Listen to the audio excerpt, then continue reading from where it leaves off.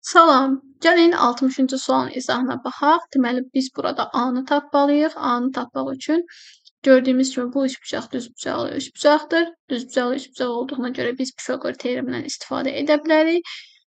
Deməli, qaydamız belədir ki, katetlərin kvadratları cəmi hipotenuzun kvadratına bərabərdir. Yəni, A-nın kvadratı, baxın, bu hissədə A-nın kvadratı plus digər katetin kvadratı, yəni 5 kökdə 3-ün kvadratı edəcək. Deməli, 5-in kvadratı 25, kök altda 3-ün kvadratı 3, 25 vurulsun 3. Bu da edir 75. Bərabərdir. Deməli, hipotenuzun kvadratına, yəni 2A-nın kvadratına. 2A-nın kvadratı da bizdə verir 4A-nın kvadratını.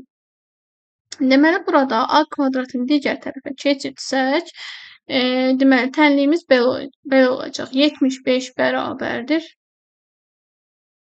4A kvadratı çıxılsın A kvadratı. 4A kvadratının A kvadratını çıxsaq, edəcək 3A kvadratı.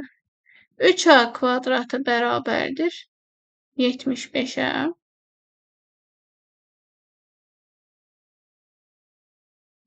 Deməli, A kvadratı bərabərdir 75-i 3-ə bölsək, edəcək 25. Buradan A bərabərdir. Deməli, tərəfdirsə biz mütləqdir ki, müsbət kökü götürməliyik. A bərabərdir 5-ə. Deməli, cavab oldu C variantı.